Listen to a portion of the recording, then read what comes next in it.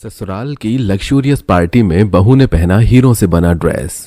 यकीन नहीं होता मेरी बेटी कुछ ही पलों में पराई हो जाएगी।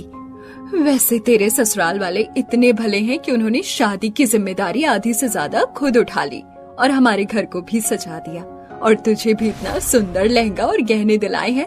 तो बिल्कुल परी लग रही है। और आप अपनी परी की खूबसूरत परी माँ हो। इतने में घर के बाहर एक बड़ी सी गाड़ी हॉर्न मारती है जो फूलों से सजी हुई थी। जैसा तेरी सास ने कहा था, ससुराल से गाड़ी आ जाएगी तुझे लेने के लिए। चल वाटिका पर चलते हैं। अरे माँ, वो वाटिका नहीं है, वो छोटा होता है। मेरी शादी बहुत बड़े बैंक्वेट में है, 7 स्टार। आप चलोगी ना तो देखना। तब ड्राइवर दरवाजा खोलता है। सृष्टि और उसकी माँ और रसम का सामान वो गाड़ी में रखते हैं और बैंक्वेट हॉल के लिए निकल जाते हैं। वहीं लड़के वाले भी बहुत सुंदर सुंदर महंगे डिजाइनर कपड़े पहने हुए थे। अरे शगुन के लिफाफे ले लिए रघुवीर जी आपने, और बच्चों तुमने सारा जरूरी सामान रख दिया ना रसम का, और डायमंड वाला मंगलसूत्र, वरमाला। हाँ माँ, सब हो गया, आप टेंशन मत लो। और वो गुड़ चना, अरे घोड़े को खिलाना है, लेकर आओ, रसोई में रखा है वो। और मेरा पर्स, वो तो रह गया। मैं कितना काम देखूं। अरे भाग्यवान, ये लो अपना पर्स, इतनी टेंशन मत लो। ड्राइवर से पूछा है, बहू रास्ते में है, हम पहुंच जाएंगे टाइम से। चलो बच्चों, बाहर निकालो, बारात लेकर जानी है। कहाँ है मेरा शेर पुत्र? इतने डैडी जी। देखो शारदा, हमारा बच्चा बड़ा हो गया। पहले ये खिलौने वाले घोड़े पर बैठता था, आज असलियत में बैठेगा। हमारा बच्चा शादी कर रहा है। आपने बिल्कुल ठीक कहा। कुछ ही देर में वो घोड़ी को गुड़ चना खिलाकर बारात लेकर निकलते हैं और सब लोग नाचते हुए गाते हुए जाते हैं। शहर की सबसे आलीशान सड़क पर आज कुछ अलग ही रौनक थी। ढोल नगाड़ों की गूंज, रंग बिरंगी लाइट्स और सैकड़ों गाड़ियों की लाइन। ये कोई आम बारात नहीं थी, ये थी मल्होत्रा परिवार की बारात, जिसके नाम से ही बिजनेस की दुनिया कांप जाती थी। फिर बारात नाचते गाते बैंक्वेट हॉल पहुंची। सोने से जड़े घोड़े, विदेशी बैंड और आसमान में आतिशबाजी भी हुई। फिर दूल्हा इंतजार करता है और बहू हाथों में वरमाला लिए फॉग में रॉयल एंट्री करती है। वाओ माँ, सेट तो बहुत अच्छा हुआ है। हाँ, करोड़ों रुपए खर्च हुए हैं, मीडिया वाले आए हैं, अब इतना तामझाम तो लगेगा ही। माँ जी, इतना तामझाम आपने मेरी शादी पर तो करवाया नहीं। बहू, तब हालात कुछ और थे, अब कुछ और हैं। वरमाला के बाद धूमधाम से सृष्टि और आर्यन की शादी हो जाती है और बहू बड़ी सी गाड़ी में बैठकर अपने ससुराल पहुंचती है, जो कि महलों की तरह सजा हुआ था। नौकर उसके आगमन पर फूल बरसा रहे थे। फिर बहू चांदी की थाल में पैर रखकर घर में पहला कदम रख जैसे ही गृह प्रवेश करती है, तभी ससुर को फोन आ जाता है। अरे तुम इस वक्त? सर, वो 500 करोड़ का अटका हुआ डील मुझे पिछले 6 महीने से अटका हुआ था, वो क्लियर हो गया है। हाँ, क्या सच में? अरे ठीक है, मैं तुमसे बाद में बात करता हूँ। ये बात सुनकर पूरा घर वाले सन्न हो गए। सास ससुर की आंखों में आंसू आ गए। ये बहू नहीं, हमारे घर की लक्ष्मी है। देखा ना शारदा, बहू के कदम रखते ही कैसे 6 महीने में 500 करोड़ की अटकी हुई डील क्लियर हो गई। आपने बिल्कुल ठीक कहा, बहू तो हमारे लिए लकी साबित हुई। अच्छा, ये लक्ष्मी है, तो मैं क्या हूँ? वाह श्रुति। अले अले चाची, मेरे से तो मिलो। मुझे घर में सब स्वीट बोलते हैं और मेरी तरह आप भी स्वीट और सुंदर हो। थैंक यू बेटा, आप भी बहुत प्यारे हो।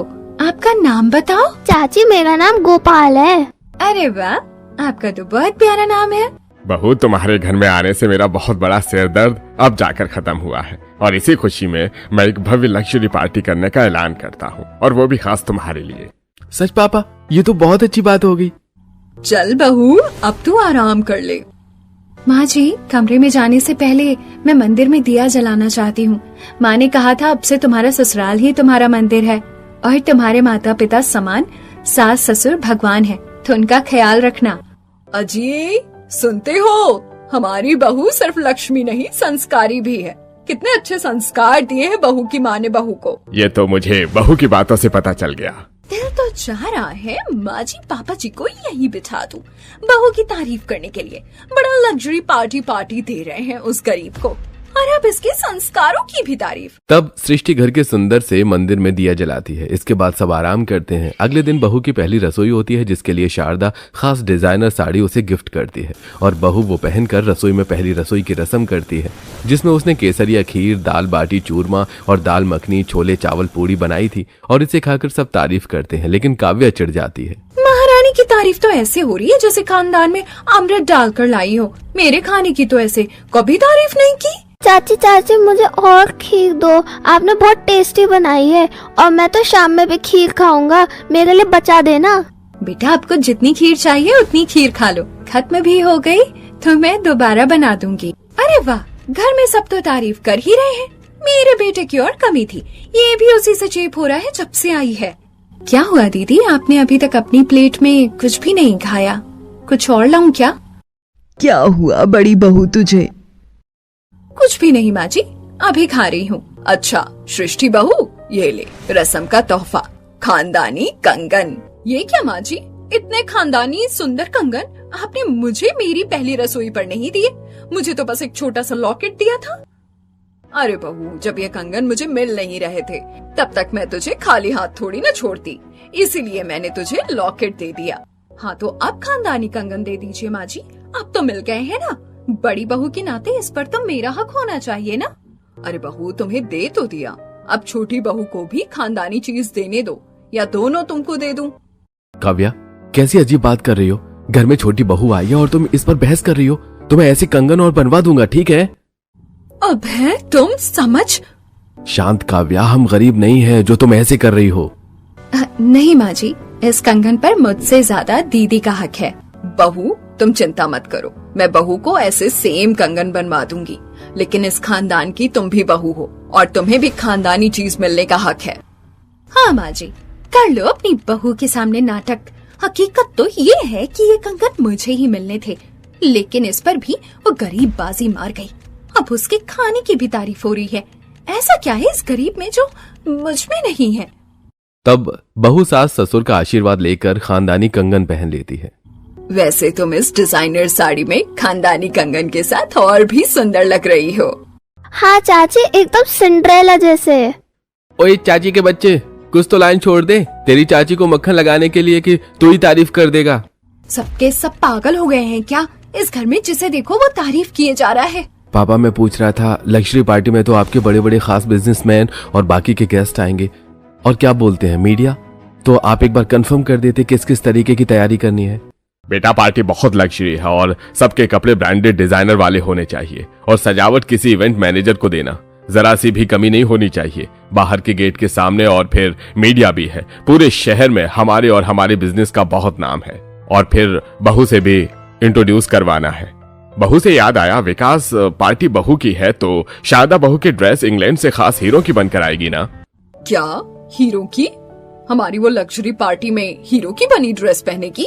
हाँ बिल्कुल। क्या पापा जी, हीरो की ड्रेस पर हीरे तो बहुत कीमती होते हैं। एक हीरा 1 लाख का आता है और हीरो की ड्रेस करोड़ की आएगी, और वो इतनी भारी होगी, मैं कैसे पहनूंगी? हीरे तो बहुत बड़े बड़े होते हैं ना। नहीं नहीं, मैं इसके लायक नहीं हूँ पापा जी। पापा जी, आप मेरी बात का बुरा मत मानना, लेकिन जिसने कभी चांदी नहीं देखी वो करोड़ों के हीरो की ड्रेस को कैसे संभालेगी? सही तो बोल रही है वो।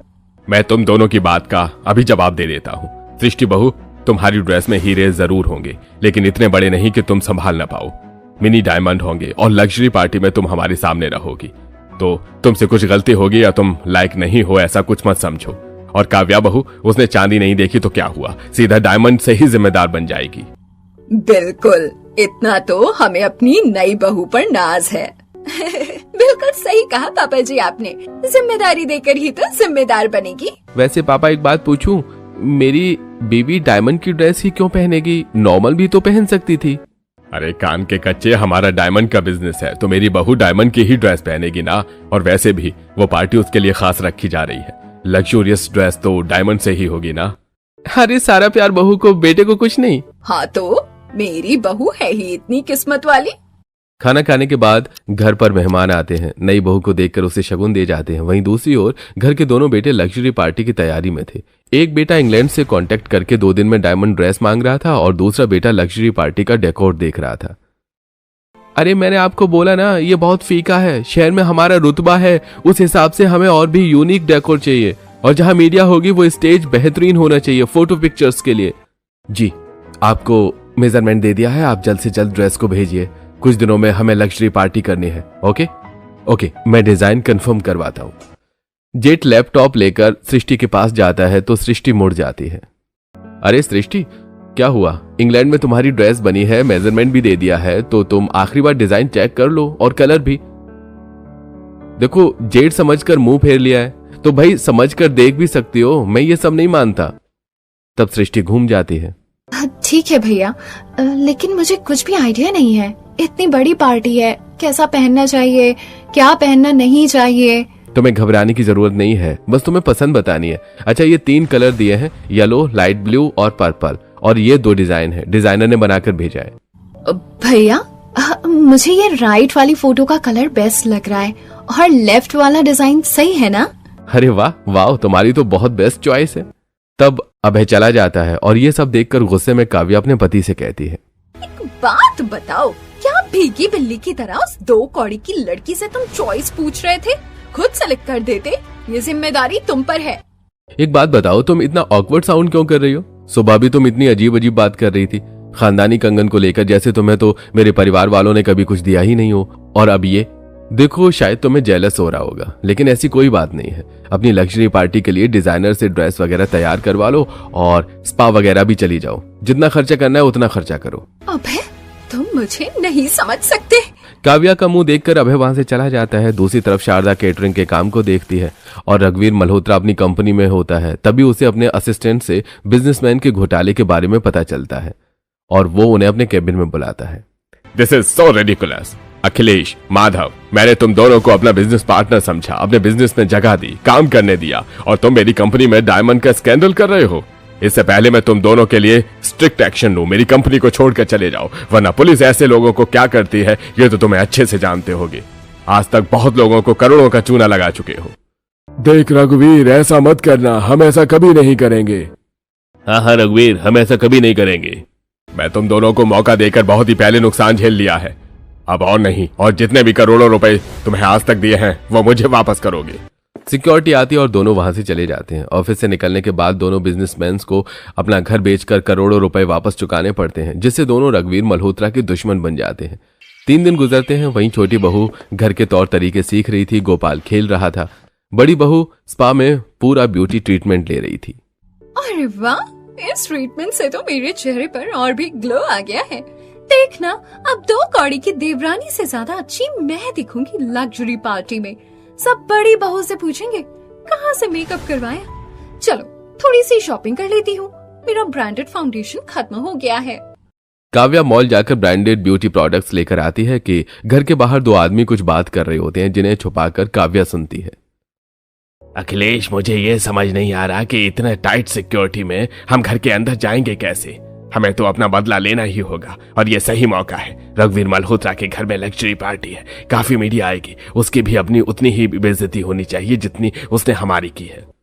अरे भाई माधव, इसकी बेइज्जती तो जरूर होगी, लेकिन इसकी वजह से हम सड़क पर आ गए हैं। अच्छा खासा हमारा धंधा चल रहा था, सुनने में आया है इंग्लैंड से हीरो की ड्रेस बनवाई है। अगर वो हमारे हाथ लग जाए तो फिर से हम करोड़ों के मालिक बन जाएंगे। हाँ यार, एक तीर से 2 निशाने, उसकी बेइज्जती भी हो जाएगी, हमारा बदला पूरा होगा और वापस करोड़पति बन जाएंगे हीरो को बेचकर। बस किसी तरह अंदर जाने का रास्ता मिल जाए। ये तो बहुत बड़ी साजिश कर रहे हैं। मुझे बोलना चाहिए, लेकिन देखा जाए तो मैं भी उस देवरानी से अपना बदला ले लूं जब हीरो की ड्रेस का इल्जाम सृष्टि पर लगेगा। और मीडिया में भी बेइज्जती, जिसकी वजह से मम्मी जी पापा जी उस पर टूट पड़ेंगे। और इज्जत का क्या है, वापस आ जाएगी और कुछ करोड़ का तो नुकसान होगा। इन लोगों से हाथ मिला लेती हूँ। काव्या सोच ही रही थी कि वो दोनों काव्या को देख लेते हैं। कौन हो तुम? तुमने हमारा सारा प्लान सुन लिया? बताओ क्या सुना तुमने, वरना तुम। अरे जल्दी बोल, वरना हम तुम्हें। अरे नहीं, आप मुझे गलत समझ रहे हैं। मुझ पर विश्वास कीजिए, मैं किसी को कुछ नहीं बोलूंगी और इस घर में भी आपकी एंट्री करवा सकती हूँ। लेकिन तुम हो कौन और इस लग्जरी पैलेस जैसे घर में हमारी एंट्री कैसे करवाओगी, और इसमें तुम्हारा क्या फायदा है? देखिए, जहाँ फायदा नहीं होता वहाँ मैं डील भी नहीं करती। मैं इसी घर की बड़ी बहू हूँ, लेकिन अपनी छोटी देवरानी से बहुत चिढ़ती हूँ।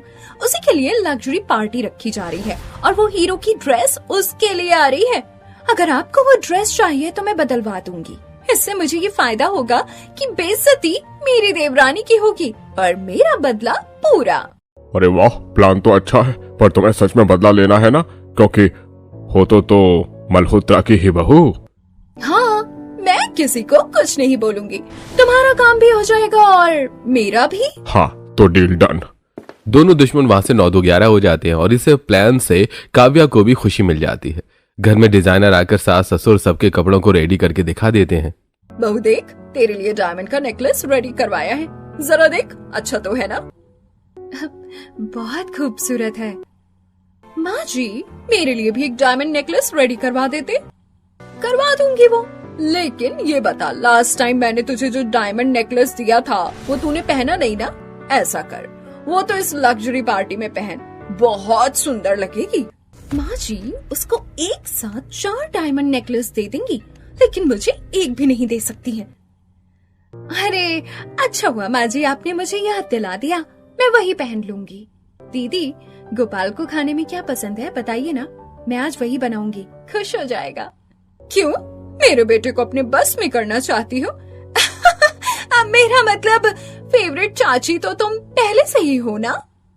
हाँ दीदी, वो बहुत प्यारा है, इसीलिए तो उसके लिए मैं कुछ स्पेशल बनाना चाहती हूँ। सृष्टि, उसे हनी पैन केक बहुत पसंद है, तुम वो बना सकती हो। चाहे तो काव्या तुम सृष्टि की हेल्प कर देना। जी बिल्कुल। कुछ देर बाद किल से मन के साथ काव्या रसोई में सृष्टि के साथ हनी पैन केक बनाती है। देखो, ये ऐसे बन गया है। वाह दीदी, आप तो बहुत अच्छे पैनकेक बनाती हो। आ गया ना अब तुम्हें बनाना, अब मुझे परेशान मत करना, मैं दोबारा किचन में नहीं आऊंगी। आज तुम्हारी वजह से मुझे किचन में आना पड़ा, वरना नौकर खाना बनाते हैं या तुम। ठीक है दीदी। सृष्टि को बहुत बुरा लगता है, लेकिन चेहरे पर मुस्कुराहट लिए वो अपने छोटे से भतीजे को हनी पैन केक खिलाती है। अगले दिन बहू की इंग्लैंड से डायमंड ड्रेस आ जाती है, जो कि हीरों से जड़ी हुई थी। बहुत सावधानी के साथ उसे घर में लाया जाता है। आखिर लग्जरी पार्टी का समय आ गया और बहू की डायमंड रेसिपी विदेश से आ गई। और आर्यन बेटा, तुमने विदेशी लोगों को बुलाया था ना? अरे पापा, आप चिंता मत करो, सब आएंगे। सृष्टि, बड़ी बहू तो अपना सारा फेस बालों का ट्रीटमेंट करा चुकी है, अब तू कर ले। चल, तुझे बहुत सुंदर दिखना है।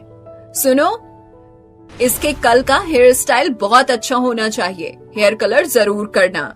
मेकअप रूम में 2 लड़कियां होती हैं जो उसके फेस पर फेशियल कर रही होती हैं और एक पैरों में पेडिक्योर। कुछ देर बाद दोनों हेयर कलर और नेल आर्ट करती हैं। ऐसे ही घंटे में सारा प्रोसेस हो जाता है। अरे चाची, आपके बाल तो बहुत वाइट शाइनी सुंदर दिख रहे हैं। Thank you. कुछ देर बाद काव्या कॉल पर दोनों दुश्मनों से बात कर रही होती है। उसकी ट्रिन ट्रिन सुनकर सृष्टि फोन उठा लेती है, जिस पर सुनाई देता है, देखो तुम्हारा काम हो गया है, अब हमारा काम भी हो जाना चाहिए। तुम चिंता मत करो, वो काम हो जाएगा। ये क्या था, कोई कुछ करने वाला है, लेकिन ये कौन हो सकता है? मुझे पता भी नहीं चला, लेकिन जो भी है हमारे घर से ही है और कल कुछ तो होने वाला है, लेकिन क्या? अधूरा ज्ञान बहुत गलत होता है। मैं इस टाइम सब लोगों को परेशान नहीं कर सकती, आखिर सब सो रहे हैं और मेरे पास कोई सबूत भी नहीं है। अगले दिन काव्या उन लोगों को घर में एंट्री दिलवाकर नकली ड्रेस रखवा देती है और वो लोग चले जाते हैं और लग्जरी पार्टी के लिए पूरे महल जैसे घर को सजाया जाता है, जो लाइट और फूलों से खूबसूरत लग रहा था। मीडिया और बड़े बड़े विदेशी गेस्ट, बिजनेसमैन लोग लग्जरी पार्टी में आ जाते हैं, जो लग्जरी पार्टी को देखते ही तारीफ करते हैं। दूसरी तरफ मल्होत्रा परिवार के सभी लोग डिजाइनर ब्रांडेड ड्रेस पहनकर रैंप वॉक करके मीडिया के सामने आते हैं। मीडिया की बहुत तारीफ करते हैं और फोटो खींचती है। अमेजिंग, आप सबने काफी बेहतरीन कपड़े पहने हैं, लेकिन हमें जिसका इंतजार है आप उन्हें तो भेजिए मिसेस सृष्टि जी को। क्यों नहीं, अब आ रही है हमारी बहू, जो इस लग्जरी पार्टी की जान है। सृष्टि बहू, कम। तभी बड़े से सुंदर चमचमाते गाउन में सृष्टि रैंप वॉक करके आती है, जिसका हेयर स्टाइल मेकअप सब कुछ बढ़िया था, लेकिन डायमंड उतना चमक नहीं रहा था। और जैसे ही वेटर से उसे धक्का लग जाता है, तब एक डायमंड निकलकर सामने आ जाता है। तभी एक जौहरी उस डायमंड को जैसे ही उठाता है। अरे भाई, ये क्या? आपकी इतनी बड़ी लग्जरी पार्टी में नकली डायमंड? आपने तो बोला था कि ये बहू की लग्जरी डायमंड पार्टी होगी, आपकी बहू हीरो से बनी ड्रेस पहनेगी, लेकिन ये ड्रेस एक नंबर की बकवास है, जिसमें सारे नकली ही हीरे हैं और चमक भी नहीं रहे हैं।